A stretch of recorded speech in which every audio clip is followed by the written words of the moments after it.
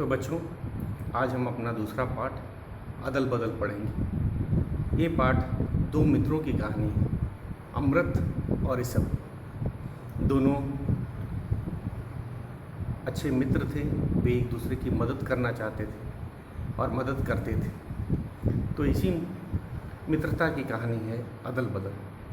हम इस कहानी को पढ़ेंगे तथा उनके मित्रता के बारे में हमें पता चलेगा कि एक सच्चा मित्र अपने मित्र की कैसे मदद करता है। तो आज हम अपने दूसरे पाठ अदल बदल को पढ़ेंगे तथा इसकी व्याख्या की जाएगी।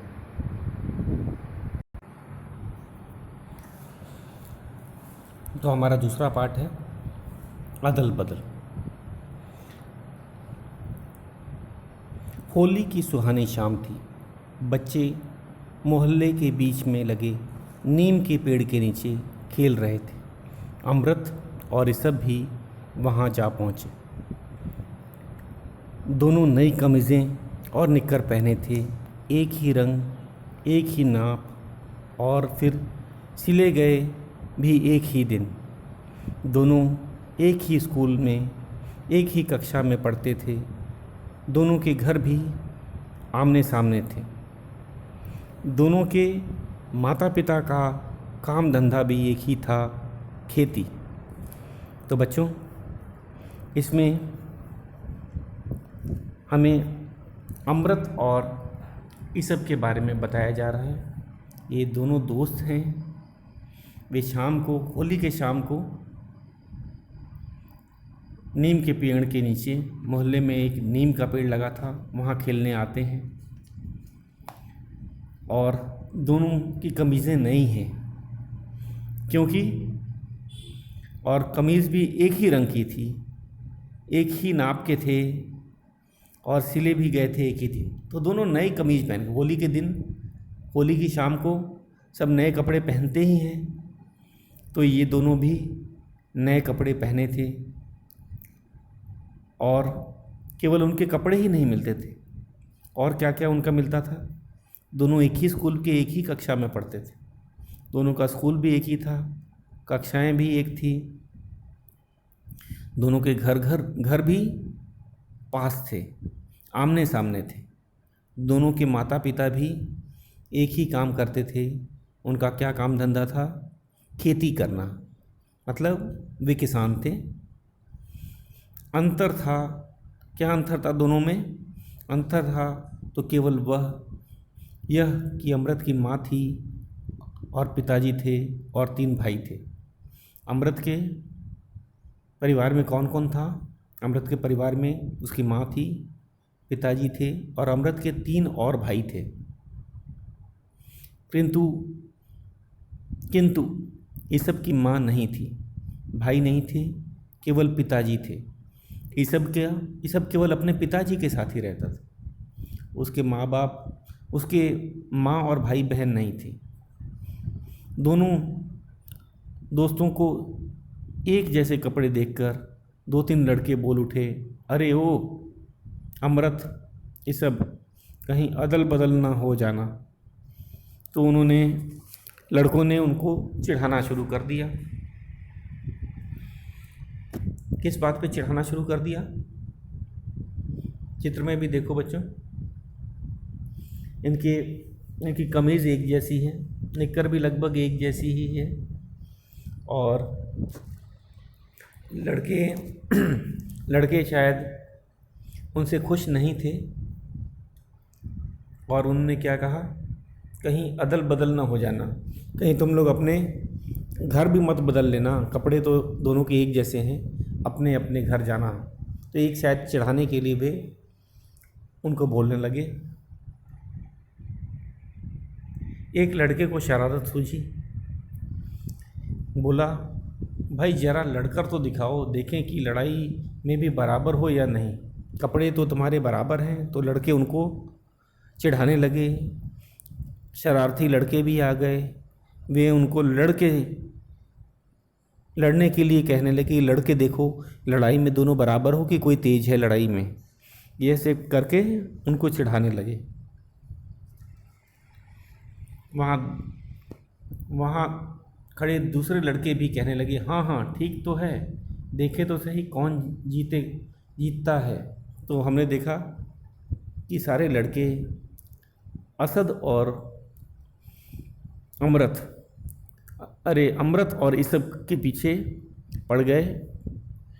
वे उनके शायद कपड़े देख के बोलने लगे कि कहीं तुम्हारे कपड़े एक जैसे हैं, तुम एक कक्षा में पढ़ते हो, घर भी आसपास ही है, कहीं तुम अपना घर ना बदल जाना, चलो लड़के दिखाओ तुम दोनों में कौन तेज है। तो ये लड़कों के शरारत करने का ढंग था। वे उनको चिढ़ाने लगे। कारण क्या था? उनकी नई कमीज़ें। दोनों भाई भी नहीं थे, मित्र थे, लेकिन उनकी कमीज़ें मिल रही थी। कमीज़ों का रंग भी एक जैसा था, नाप भी एक जैसा था। शायद इसीलिए लड़के उनसे चिढ़ रहे थे।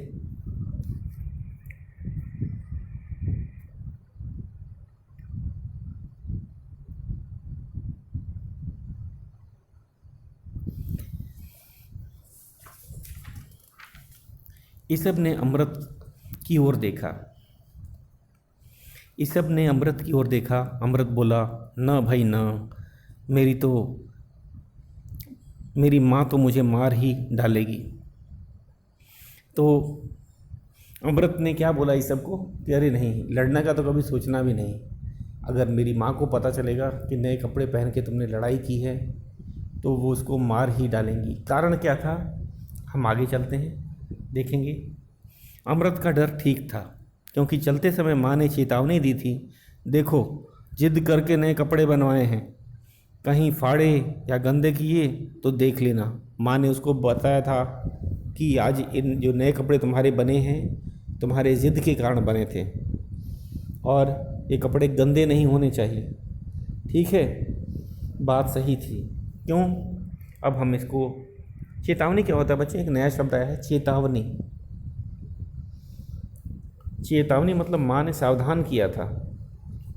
ठीक है, चेतावनी दी थी, सावधान किया था कि कपड़े गंदे नहीं होने चाहिए। नए कपड़े बड़े मुश्किल से बने हैं। हम लोग आगे जाके पढ़ेंगे कि दोनों काफ़ी निर्धन थे। उन्होंने काफ़ी मुश्किल से वो कमीज बनवाई थी। उनके पिताजी निर्धन किसान थे, फिर भी जिद करके बच्चे के जिद के आगे उन्हें झुकना पड़ा और उन्होंने ये नई कमीज तब जाके सिलवाई थी। बात सही थी। यह सुनकर कि सब की नई कमीज और निक्कर सिलने के लिए दी है, अमृत ने भी माँ से ये सब जैसे कपड़े सिलवाने के लिए कहा था। माँ ने लाख समझाया कि इस सब के कपड़े तो फट गए थे और उसके अभी बिल्कुल ठीक थे, पर अमृत नहीं माना था। ये दोनों मित्र थे,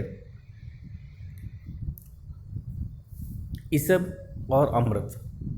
ईसब के कपड़े फट गए थे, इसीलिए ईसब के कपड़े सिलवाए गए थे। लेकिन अमृत ने भी जिद किया कि मेरे भी नए कपड़े बनेंगे मेरे मित्र की तरह। और उसके लिए उसने क्या किया? उसने बहुत प्रयास किया था, जो आगे हम पढ़ते हैं। माँ ने समझाया था कि ईसब के कपड़े तो फट गए थे और उसके अभी बिल्कुल ठीक है, पर अमृत नहीं माना। वो अपनी ज़िद पर अड़ा रहा। वो कपड़े सिलवाने के लिए काफ़ी ज़िद किया था उसने। किसने? अमृत ने। स्कूल नहीं गया, ज़िद के कारण वो स्कूल भी नहीं गया, खाना नहीं खाया, रात को सोया तक नहीं। उसकी क्या ज़िद थी कि मुझे भी ईसब की तरह नई कमीज सिलवाई जाए। ईसब की क्यों कमीज सिलवाई गई थी? वे भी अमीर नहीं थे, उसके पिताजी भी एक गरीब किसान थे, लेकिन ईसब के कपड़े फट गए थे, इसीलिए उसकी नई कमीज सिलवाई गई थी।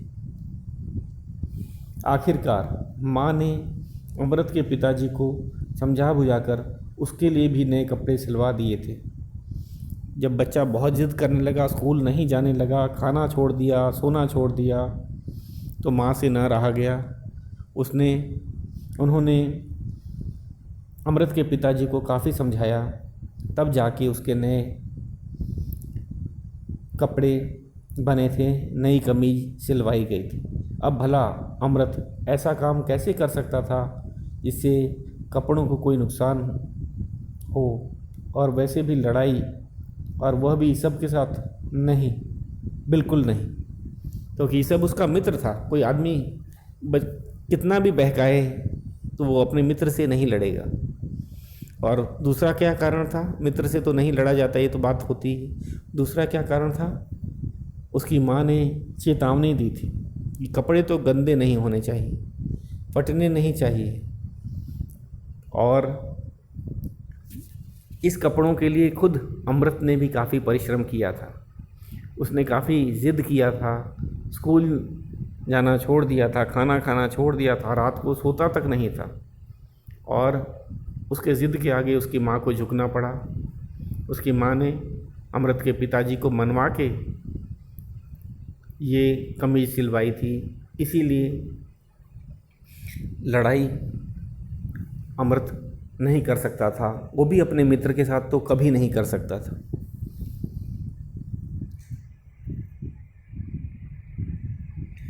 पर इतने में अचानक एक लड़का अमृत के गले में हाथ डालकर उसे खींच ले आया और बोला, चल हम दोनों लड़ते हैं। तो हमने क्या देखा, इसमें भी एक लड़का था। वो जब जान गए कि ये दोनों नहीं लड़ेंगे, ये दोनों के बीच में अच्छी मित्रता है, बिना बात के नहीं लड़ेंगे, तो एक लड़के ने अमृत के गले में हाथ डाला और उसको खींच के ले आया। हमने देखा, पर इतने में भी अचानक एक लड़का अमृत के गले में हाथ डाला, उसे खींच कर ले आया और बोला,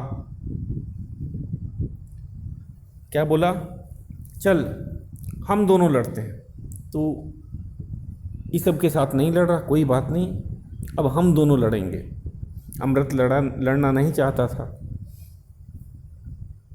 वह छूटने की कोशिश करने लगा।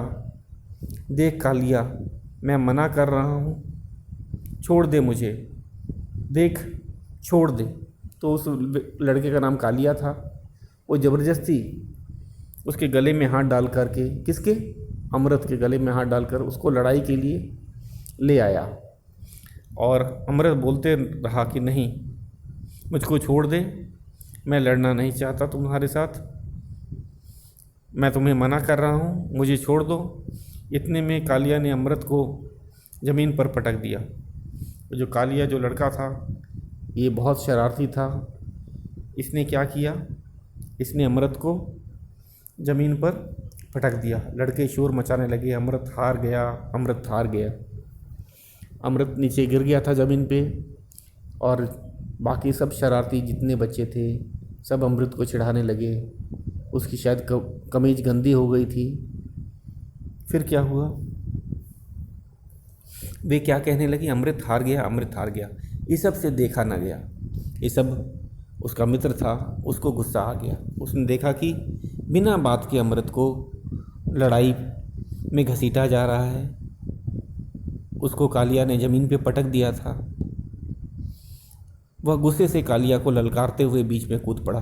आ, मेरे सामने आ, तुझे अभी मज़ा चखाता हूँ। तो इस सब से रहा नहीं गया। जब उसने देखा कि मेरे मित्र को, अमृत को ज़मीन पे गिरा दिया गया है, कालिया बहुत ही बुरा लड़का था, तो उससे नहीं रहा गया। उसने कालिया को ललकारा कि तूने उससे क्यों लड़ता है, मेरे से लड़, और मैं तुम्हें अभी मज़ा चखाता हूँ। पहले तो कालिया झिझका, पर फिर शुरू हो गई कुश्ती। शुरू में तो कालिया झिझक रहा था कि हो सकता है ये सब उसको मार दे, लेकिन बहुत बच्चे थे, सब हंस रहे थे, तो वो दबाव के कारण क्या किया, वो भी लड़ गया। और फिर दोनों लड़कों के बीच में कुश्ती शुरू हो गई। कुछ ही देर में ज़मीन पर पड़ा। कालिया ज़ोर ज़ोर से रो रहा था। तो ये सब ज़्यादा ताकतवर था।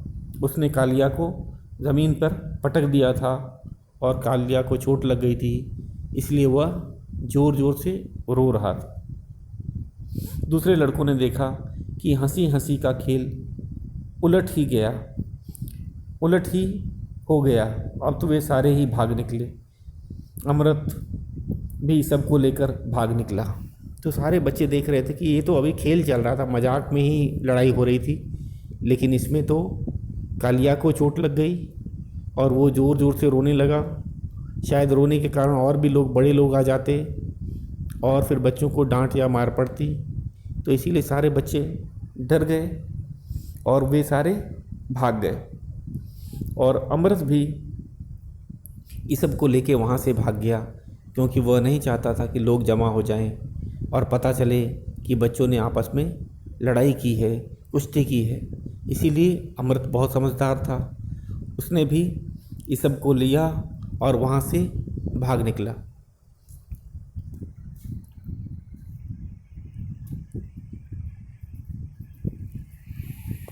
तो इसमें हमने देखा कि ये धीरे धीरे कुछ शरारती बच्चों के कारण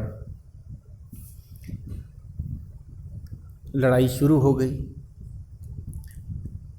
अमृत लड़ना नहीं चाहता था, ये सब भी लड़ना नहीं चाहता था, लेकिन उनको ज़बरदस्ती उनके साथ लड़ाई की गई। अमृत के गले में हाथ डाल करके उसको गिरा दिया गया। यह देखकर इस सब को गुस्सा आया। वो भी अपने मित्र की रक्षा करने के लिए लड़ाई में न चाहते हुए भी कूद गया और इसी खेल खेल की लड़ाई में कालिया को चोट लग गई और सभी बच्चे भागे, क्योंकि कालिया ज़ोर ज़ोर से रो रहा था। बच्चे नहीं चाहते थे कि बड़े लोग भी आ जाएं और उन्हें डांट या मार पड़े, क्योंकि उनका खेल उलट गया था। उन्होंने सोचा था कि अमृत या ईसब को लड़ाई में हरा करके वे हंसते हुए जाएंगे, लेकिन यहाँ तो कालिया को ही चोट लग गई। कालिया ही लड़ाई में हार गया और सब बच्चे अपनी जान बचाने के लिए, बड़ों की डांट से बचने के लिए भाग गए। फिर क्या हुआ? कुछ दूर आगे चलकर अमृत का ध्यान ईसब की फटी कमीज़ की तरफ गया। तो जब वे आगे दौड़ के भागे, उस जगह से भाग के जब वो आगे बढ़े, तब उन्होंने देखा अमृत का ध्यान ईसब की कमीज़ पे गया। ईसब की कमीज़ फट गई थी। जेब के साथ 1.5 बालिश लंबा टुकड़ा लटक रहा था। 1.5 बालिश कपड़ा फट गया था। जो जेब होती है कमीज़ की जेब, मतलब सामने के हिस्से में ही फट गया था और वो साफ नज़र आ रहा था। दोनों ही ठिठक गए। आधी जीभ बाहर को निकल पड़ी। दोनों की भयभीत आंखें उस टुकड़े पर जा चिपकी। अब तो जो कमीज़ का फटा टुकड़ा था जेब के पास था, सामने से ही था और वो आसानी से दिख रहा था। तो वो दोनों ही डर गए, क्योंकि घर पे बहुत मार पड़ने वाली थी, क्योंकि वो कमीज़ नई थी। उन्होंने पहली बार ही अभी उसको पहना था और वो कमीज़ बहुत बुरी तरह से फट गई थी। तो ये कैसे फटी थी बच्चों? कालिया और इस सब की लड़ाई में, उनकी जो कुश्ती चल रही थी, उसी लड़ाई में ये कमीज़ फट गई थी। उनका ध्यान अब जाके पड़ा उसमें, क्योंकि वे कालिया के रोने पे दौड़ के भाग आए। लेकिन जब उन्होंने ध्यान से देखा तो उनकी कमीज़, किसकी? ईसब की कमीज़ फटी थी। ईसब की कमीज़ फटी थी। दोनों ही डर गए। फटी तो किसकी थी? ईसब की थी, लेकिन अमृत भी डर गया था। कारण क्या था? क्योंकि उसे पता था कि ईसब को मार पड़ेगी और वह अपने मित्र को मार पड़ते नहीं देखना चाहता था, क्योंकि ईसब ने उसको बचाने के लिए ही लड़ाई की थी। किसको? अमृत को बचाने के लिए। फिर क्या हुआ? तभी ईसब के अब्बा की ने आवाज़ लगाई, ओ ईसब, ईसबवा, अरे ओ ईसबवा, कहाँ गया रे। और इसी बीच में अभी वे संभले भी नहीं थे कि ईसब के अब्बा ने उन्हें ईसब को बुलाया। सुनते ही दोनों के दिल की धड़कनें तेज हो गई। दोनों को निश्चित रूप से मालूम था कि फटी हुई कमीज़ देखकर ईसब के अब्बा ईसब की चमड़ी उधेड़ देंगे। कितना कहने सुनने पर तो दुकानदार ने कपड़ा उधार दिया था। तो इसमें क्या था, तो ईसब की भी कमीज काफ़ी मुश्किल से ही सिली गई थी, इसके बारे में बताया गया है। चमड़ी उधेड़ देंगे, चमड़ी उधेड़ना मतलब, चमड़ी उधेड़ देना मतलब बहुत मारना। तो ईसब की पिताजी ने भी वो कमीज काफ़ी मुश्किल से बनाई थी।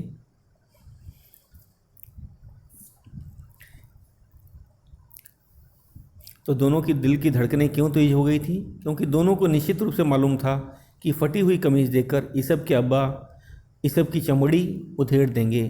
कितना कहने सुनने पर तो दुकानदार ने कपड़ा उधार दिया था। उन्होंने भी जो कमीज़ ईसब की सिलवाई थी वो कपड़ा उन्होंने उधार में ख़रीदा था, अभी उसके पैसे भी नहीं दिए थे। फिर से आवाज़ आई, अरे ईसब कहाँ गया, यह कौन रो रहा है। तो बच्चों वे भी पास में किसकी आवाज़ आ रही थी, कालिया के रोने की भी आवाज़ आ रही थी। और ईसब के पिताजी ईसब को ढूंढते हुए उसके पास आ रहे थे। तो चमड़ी उधेड़ना एक मुहावरा है जिसका अर्थ होता है बहुत मारना। दोनों को लगा कि ईसब के अब्बा उधर ही आ रहे हैं। अमृत के दिमाग में बिजली सी कौंधी। बिजली सी कौंधनी मतलब एक विचार आना, ठीक है। अब ईसब को एक तरफ ले गया, वह ईसब को एक तरफ ले गया और अपनी कमीज़ उतारते हुए कहने लगा, चल जल्दी निकाल और ले, मेरी पहन ले। तो अमृत को एक विचार आया। वह जानता था कि ईसब के पिताजी, ईसब के अब्बा उसको बहुत मारेंगे और उसको कोई बचाने वाला भी नहीं है, क्योंकि उसके घर में ईसब की माँ नहीं थी। तो फटी कमीज़ देख के उसके पिताजी उसको बहुत ही मारने वाले हैं। तो इसने अपने मित्र की मार से बचाने के लिए उसने क्या किया, उसके मन में विचार आया कि चलो हम लोग कमीज़ ही बदल लेते हैं। कमीज़ एक ही रंग की थी, एक ही कपड़े की, एक ही दर्जी द्वारा सिली गई थी, तो इसीलिए उसके पिता को इस बात का पता नहीं चलेगा कि उसकी कमीज़ फटी हुई है।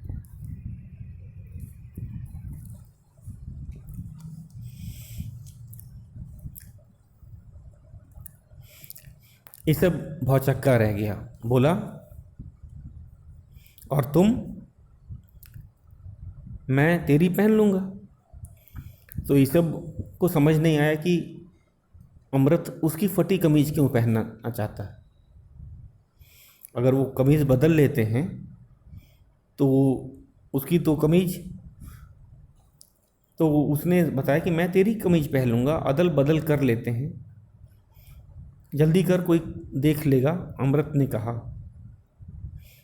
ये सब उलझन में पड़ गया। उसने कहा, लेकिन तेरे पिताजी तो तुझे मारे बिना नहीं छोड़ेंगे।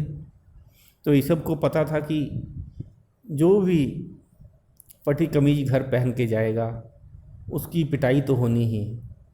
तो उसने भी बताया कि तुम भले मेरे को मेरे पिताजी से बचा लोगे, लेकिन तुम अपने पिताजी से कैसे बचोगे, तुम्हें तो मार पड़ेगी ही।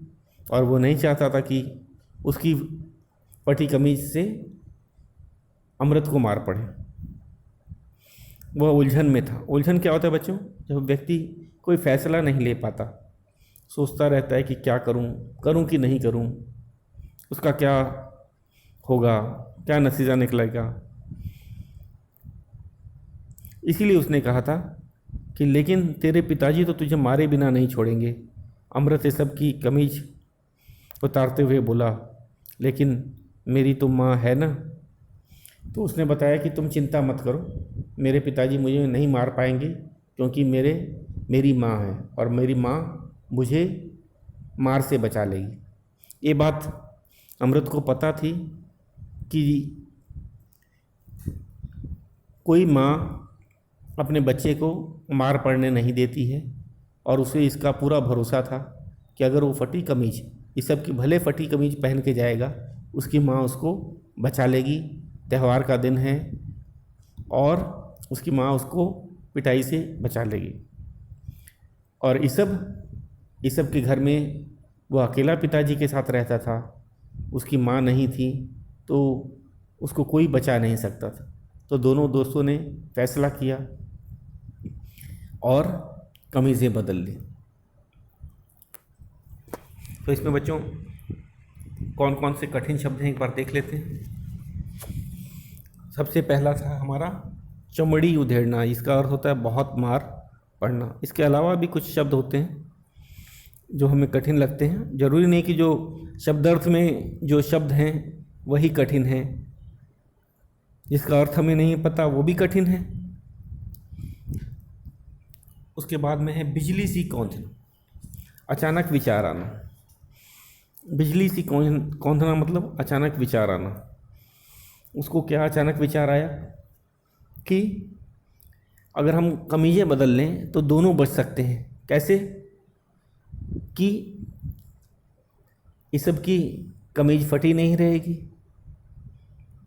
उसके पिताजी उसके अब्बा उसको मारेंगे नहीं, और अमृत की जो कमीज फटी भी होगी तो उसकी माँ उसको बचा लेंगी अपने पिताजी के मार से। अगला क्या था?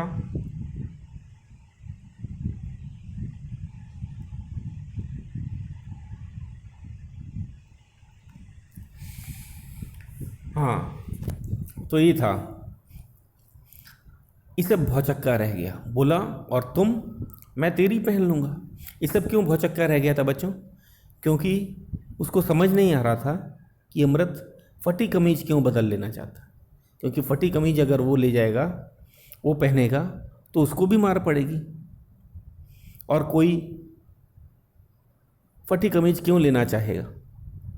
जिसने अपनी कमीज के लिए बड़ी ज़िद की थी, स्कूल नहीं गया था, खाना छोड़ दिया था, रात को सोता तक नहीं था, वो अपनी कमीज़ को इतनी आसानी से कैसे बदल देगा?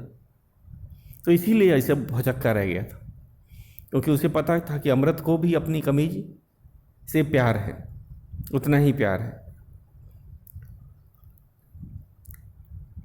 ये सब भौचक्का रह गया। बोला और तुम, मैं तेरी पहन लूँगा। अदल बदल कर लेते हैं, जल्दी कर, कोई देख लेगा, अमृत ने कहा। ये सब उलझन में पड़ गया। उसने कहा, लेकिन तेरे पिताजी तो तुझे मारे बिना नहीं छोड़ेंगे। अमृत इस सब की कमीज उतारते हुए बोला, लेकिन मेरी तो माँ है ना। तो इसमें दोनों की मित्रता का हमें पता चलता है कि दोनों ही बहुत ही अच्छे दोस्त थे। ये दोनों एक दूसरे को मार से बचाना चाहते थे, अपने घर वालों की मार से बचाना चाहते थे। और उन्होंने इसीलिए इस कमीज को अदल बदल करने की सोची। तो बच्चों, इस पाठ का आपको क्या करना है, एक पेज सुलेख लिखना है। इस पाठ का एक पेज हम लोग सुलेख लिखेंगे। सुलेख डबल लाइन की कॉपी में लिखा जाएगा, डबल लाइन हिंदी की कॉपी में, और डार्क पेंसिल से लिखना है, ठीक है ना। तो हमें जो बाकी शेष भाग है हम उसको कल पढ़ते हैं। ये पाठ कल भी चलेगा। तो आज का गृह कार्य आपको पता चल गया। एक पेज सुलेख, केवल एक ही पेज लिखना है, डबल लाइन की नोटबुक होनी चाहिए और डार्क पेंसिल का यूज़ करना है। अरे आपको तो ये ब्लू पेन का यूज़ करना है। किसका यूज़ करना है? ब्लू जेल पेन का।